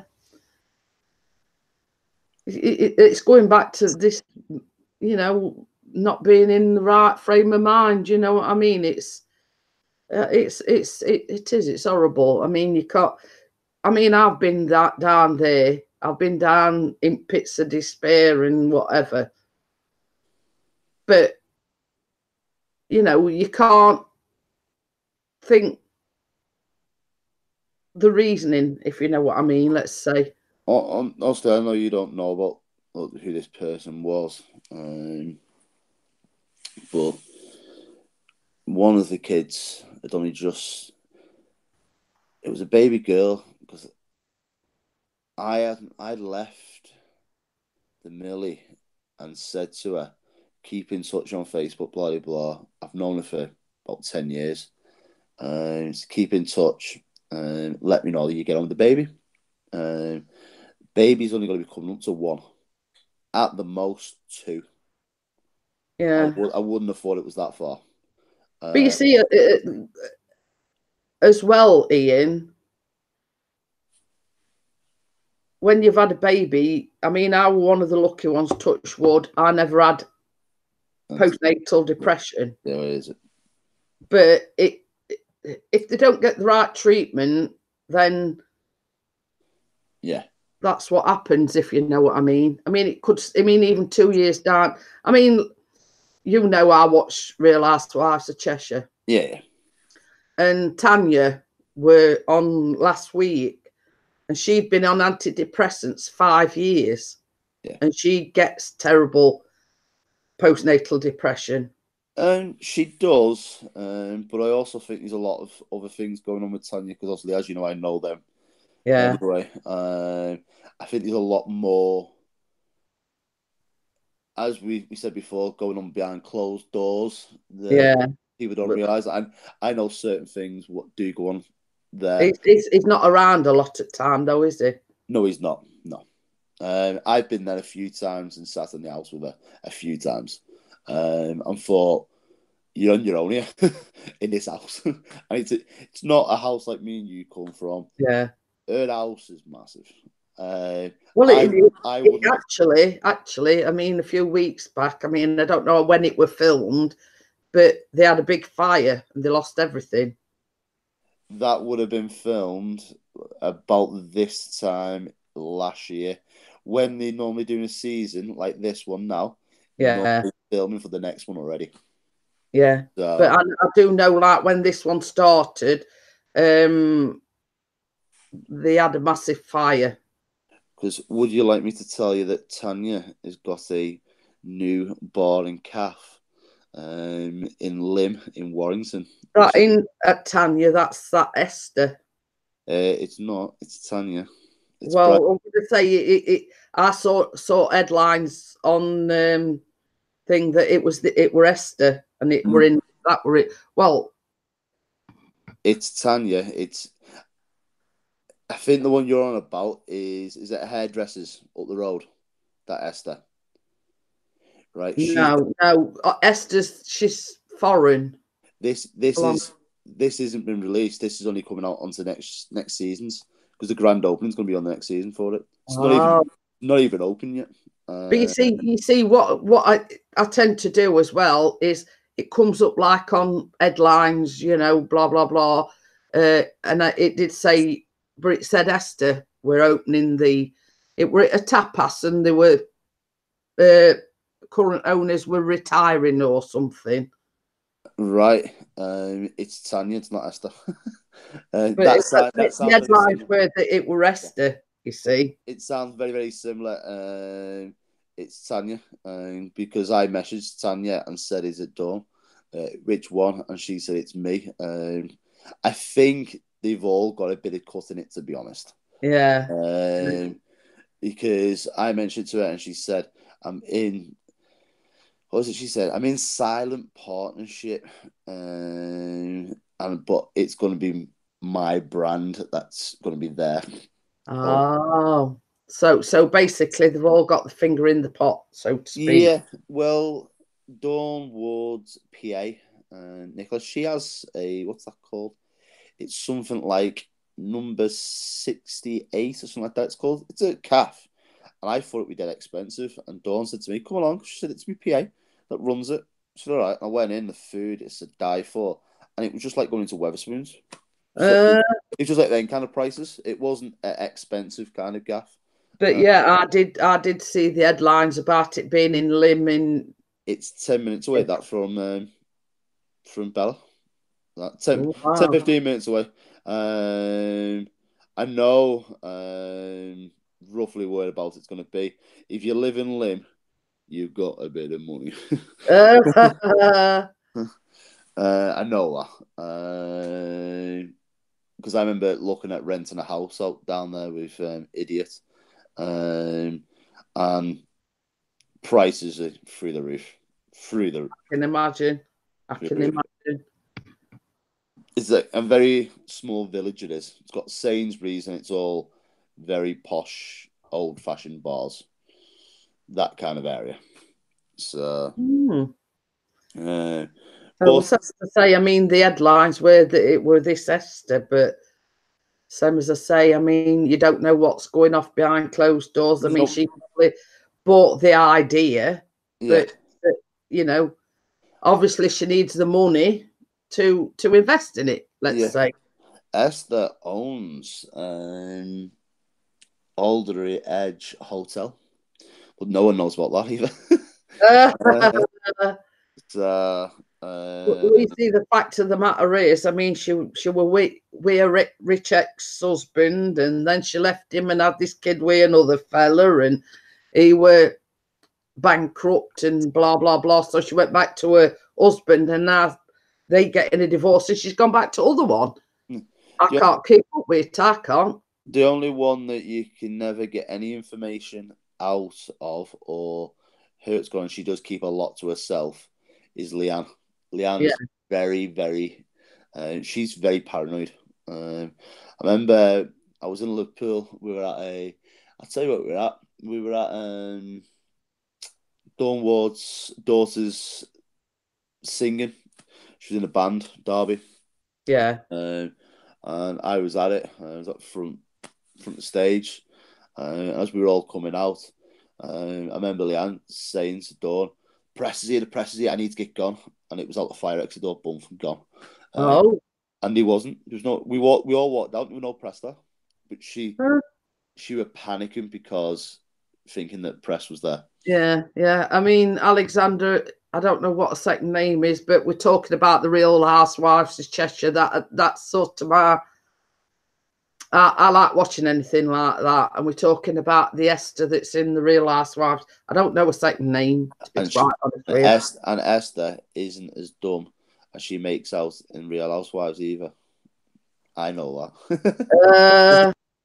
that.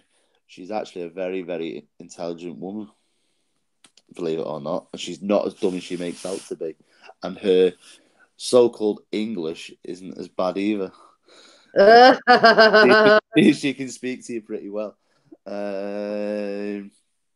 Because I bumped into her in Wimslow. Have you heard of the two new ones then that's come into it? No, I've not. You know what? I've not. I speak to Dawn on a regular basis. Tanya, I've kind of took a back step because something's gone on. Which the event that me and Sophie, or I'm working at the end of November actually. There's a few of them going to be at it, and I wasn't happy with a couple of comments that got mentioned, so I've kind of took a back step away from them. Yeah. I can't really say too much just in case, but something's been said and done, and I wasn't.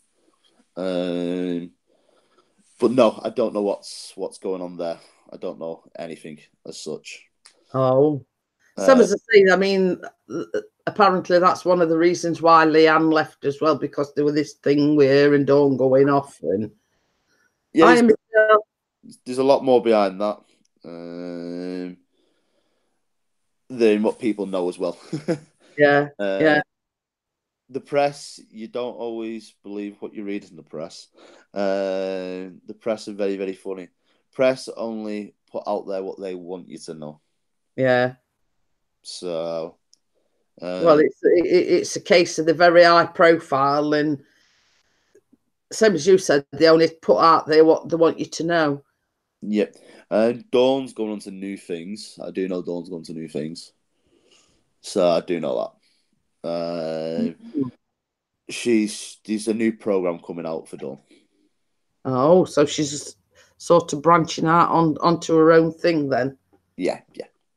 So, I mean, what I've always wanted to ask you, you know, this thing with Sunita. I mean, she got done for it, didn't she? She attacked Sunita or something. right, I don't know. Again, not off the top of me. I mean, this is not sort of recent. It's going back. You know, apparently she got done for attacking her or something. I don't know, hitting her with a shoe or some sort of thing. Again, off the top of my head, I can't remember. There was one instance that I know of, but again, the press made out that it was a lot worse than it actually was. She got a slap on the wrist. What was that over? That was over assault or something like that. But the press made out that she had all kinds, and she hadn't, because I asked her on it, and she said, Yeah. "Oh no," she Well, said. you see, the thing is, I mean, when you watch them type of programs, you know that this falling out or that falling out is basically for the cameras. Yeah. You know what I mean? You know, it's purely and ITV look at it as it's drama for the program. It gets more viewers. It gets, you know what I mean? Yeah, well, I'll tell you one thing that ITV done, because I was there when it got spoken about, and I was in shock over it. Was when Dawn was pushing Darby to do a singing and she's going to the band. Yeah. First season that come out, they said that they were going to make Darby and the band look a lot worse than they was, because on the following season, it was then to big them up. Oh, they've done this now, they've done that. They were already up there anyway. Yeah. And that's for the camera. That was for the camera. I know that because I said I have a lot to deal with them. I'm around them a lot. I said I'm with the end of November at an event, which that dress wise always going. That's why I got the tux, because a lot of them are going to be at that. I'm going to have a lot of pictures with them. Can't you have a +1+1? We've got a room. We've got a room next to a certain ex-singer / actor in a certain Manchester drama series kind of thing. Not naming anyone's names, but I know he's going to be next to us. You have to text it me because I ain't got a clue. I'm not allowed to say that. Hi, Vanessa. How are you? So you've had a gagging order, have you? Yes. There. There. So, Sophie's very happy, let's say. So she goes missing in the middle of the night. You know where she is. Yeah. She's very happy. Wouldn't do that. But I'm just joking. You know I am. Yeah. Well, we're having a meal with that person as well. There's 400 of us. Do you know what order your cutlery and everything goes by the way? I'm gonna need it, aren't I? But there's a fork and a spoon for everything, you know. Yeah. You work from the outside inwards. Let's just say so. I'll just give you a few etiquette lessons there. I already know. I think enough of these ones.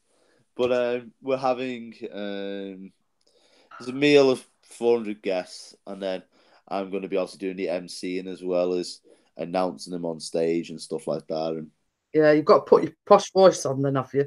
yeah, I've got to do what I do at the private events. When I'm in Alchemy, I can't be asked. It's right next up. Come on. Alexander says, so you're a big celebrity in your own right then, Ian? I wouldn't say that far, mate. I'm just a DJ. No, the average DJ. It just mixes with the celebrities. It's not what you know, it's who you know. Pretty much, yes. I mix with a lot of people like that. So, right, it's when we're talking about this. Right, you asked me something the other day, Jeanette, and I thought you knew about this. Right, so I'm not going to say too much until see if you actually do know about it. You mentioned the Drifters. Yes. How do you think I got into my job in the first place? I did mention something last night. Yeah. And also I mentioned to Chris that they're coming to Sheffield in June. Well, one of them isn't because he's dead. It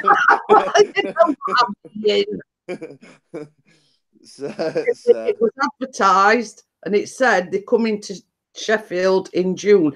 And there's also a Motown event in December. Is Ray Lewis going to be there? Who? Ray Lewis out the Drifters. Is that him that's dead? No. I don't know. It was just like I keep getting these like feed things on Facebook. Yeah. Because there's also like a George Michael like tribute thing as well, and he definitely won't be there. Well, we know he is, but you know, it's just like it comes up on your feed on Facebook. Yeah. Now I know the Motown tribute or something, I don't know, is in December, and then like yesterday I noticed like the Drifters are coming in June. We've got that. It's Ray Lewis, he's from there, and then you've got Benny King, who obviously sadly passed away. But with like Billy Ocean and stuff like that, I put Benny on stage for 2 years. So that's what I was getting at last night. That's why I've got his autograph. It's upstairs. But as you know, I'm big into the Motown, Billy Ocean, you know, Drifters and all that kind of thing. That is my cup of tea. Good old Benny. There's a picture of him, me, my dad, Benny, here in Warrington. And I knew he wasn't well then. Signed thing to me, put to Ian. Made up he was. He was with Jimmy James and the Vagabonds. A lot of them were made up to steals. I mean, you shown us that thing where you were with Billy Ocean outside the stage door. Did I show you the one? I've got one here somewhere. And yes, Alexander, he does move in celebrity circles. Yeah, I have a lot to do with different people. Hell of a lot. And a friend of his gave him a signed booklet, a special edition booklet with Freddie Mercury's signature on it. And if you didn't know, Mr. DJ Ian is a very big fan of Freddie Mercury. I can't see the chat at the minute, so I don't know if Alexandra can see this, but West Coast Customs, which is a TV program. I have a lot to do with stuff like that. So, and different things I see and do.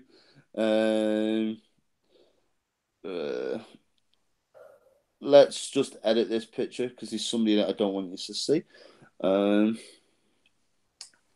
This is Clem Curtis. That's backstage. That is about 2 years ago. Unfortunately, on this side is a person which is called an X. That's the guy who sung "Build Me Up, Buttercup." Oh, my favourite. I love that. Who sadly isn't with us anymore. That was one of the last pictures I ever had done with him. I've got loads. There's all kinds on here. see if I can find the one of me and Jimmy. Oh, Alexander says he's a big fan of West Coast Customs. You'll know who that is then. Chubby, backstage with Chubby. Oh, Chubby Brown. He's coming to Sheffield and all. He was here yesterday. No, not yesterday, weekend. With the Brinley doing his. See if I can find this picture. Is that many of them on here?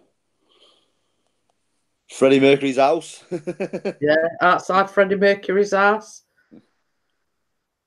So right, okay. There's that many pictures on my profile. Not going through. You just can't get through. Do you know who that is? No, can't see properly. You see that one? Is it Callum Best? Nope. Oh, it looks like him. Someone out of Boyzone, that. Oh yeah, yeah. I forgot his name now. Shane. Duffy. Yeah, it's not that anymore though. Isn't he married now and got a different name? I've no idea. Is it? For it, there's loads. There's just because the job that I do, to be honest. Yeah. All right, Chris has just said, be home shortly. Johnny just getting a fish cake. I had a fish cake last night. I had one last night. All right. Ian's been showing us all the celebrities that he's met. So we've got Billy. I know you've seen the Billy Ocean one, haven't you? So same as Orange County, all of them. I like Roy Chubby Brown. But yeah, it's Chubby Brown. Is actually a family friend. I deal with a lot because of the job that I do. There's a lot of family related stuff as well. So my dad's a DJ. Yeah. My uncle. Right, connections, family connections. Yeah. So Chrissy Rock, who was in Benidorm series again, very very close family friend. So we've all got little connections on it. I don't know anybody famous. To be honest with you, I only know because of the job that I've done. That's the only reason why I know a lot of people. That's the only reason why I know. I've been up on stage with Shawadi Waddy. If that's any consolation. Who's the worst one I've been up on stage with? Mr. Blobby and Noel Edmonds.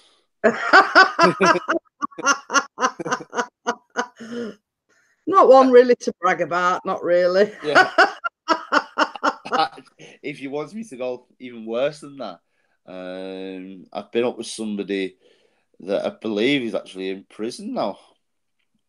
And he goes by the name of Gary. Oh, Gordon Bennett. Yeah. He's been in prison several times, actually.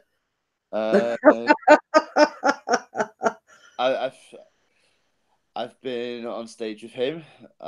I've stood and spoke at an event to Fred the Weatherman.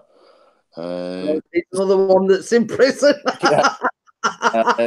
As well as Rolf Harris. I've stood next to him, spoke to him at an event. That was the same event, to be honest, for it. So, again, that's just down to events that I've done, different things. There was someone the other week I was with, I believe. I don't know who he was. Someone been on X Factor. He was stood right next to me as a DJ, and somebody said, "You know who that is, don't you?" I don't have a clue. And he said, "This is blah blah blah." And I said, "I recognise the name." But he was at one of my gigs the other week. I just laugh at them half the time now, and I think we can't be that good because I'm working and you're not.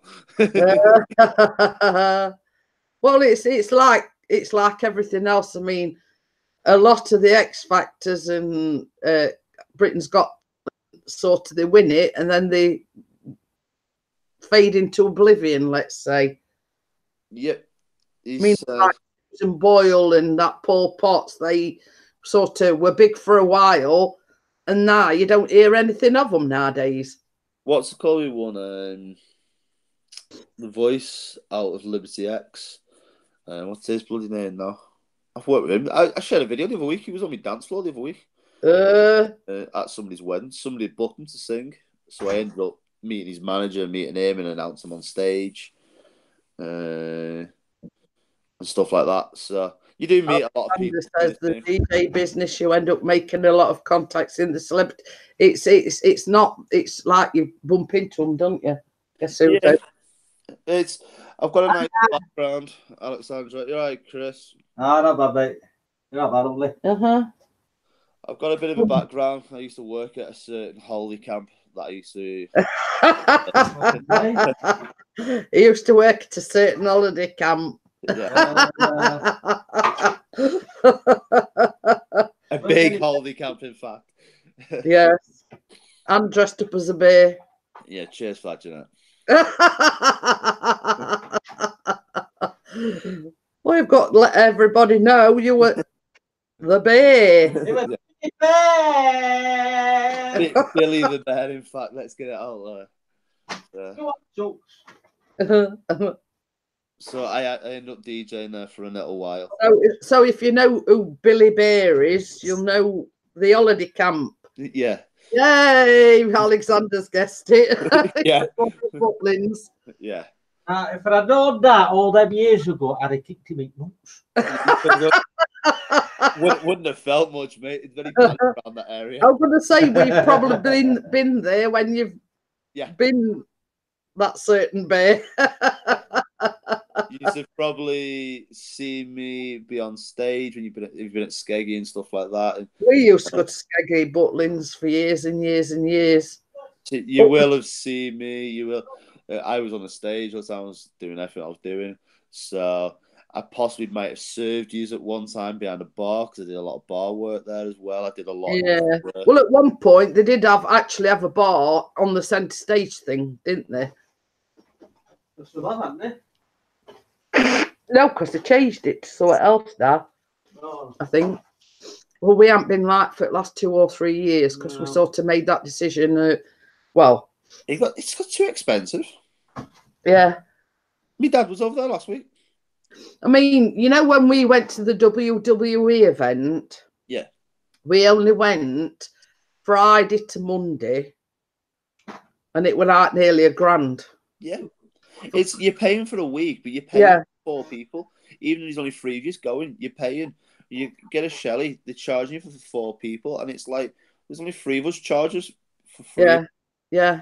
We've had exactly the same thing, but apparently they've changed the policies now. You just pay for the chalet, no matter how many people are going in it, because they were getting a lot of complaints about that.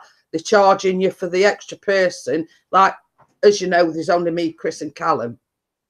So more often than not, they were charging us for a 4th person. Yeah. But they had that many complaints about it that they now have changed the policy. Well, same as I say, the only reason why it cost us that much as well is because we went in a gold chalet to get better seats for the WWE. Yeah.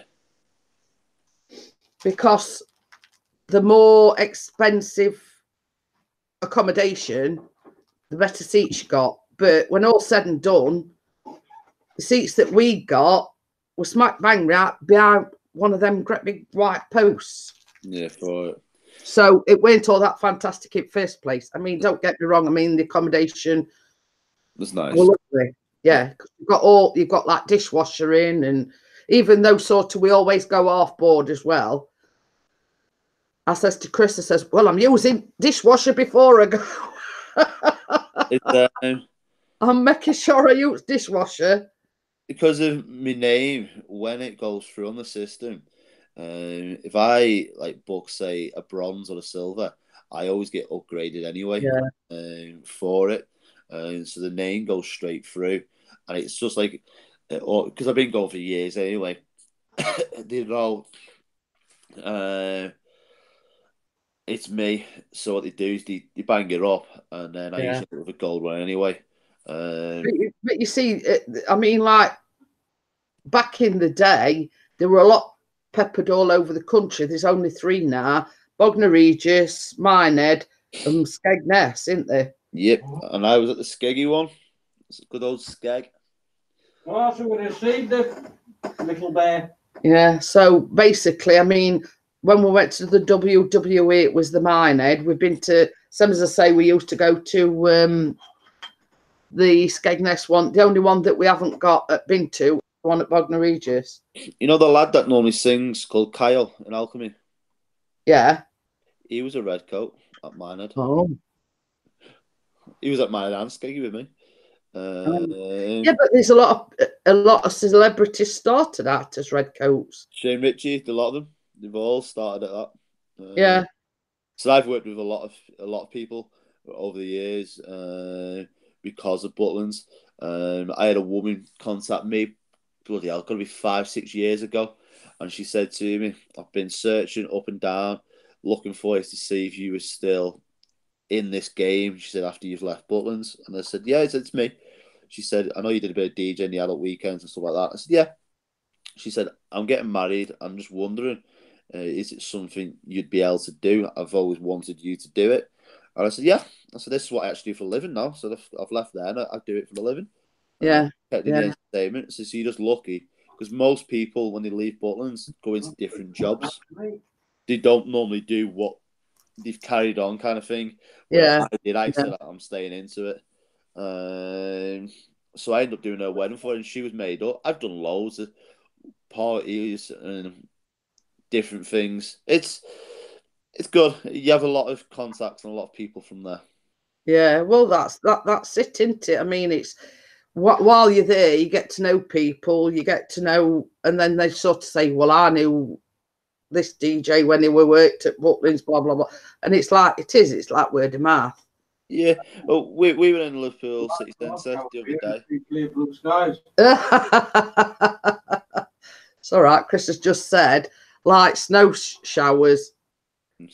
Well, we were in Liverpool City Centre the other day. Me and Sophie went to look at this new art piece, and somebody let on to me, and Sophie said, "Do you know who that is?" I said, "Don't have a clue." I said, "Don't know who it is." I said, "But do you know who I am?" I got a message through. It was actually somebody from Butlins days that knew who I was. I didn't have a clue. I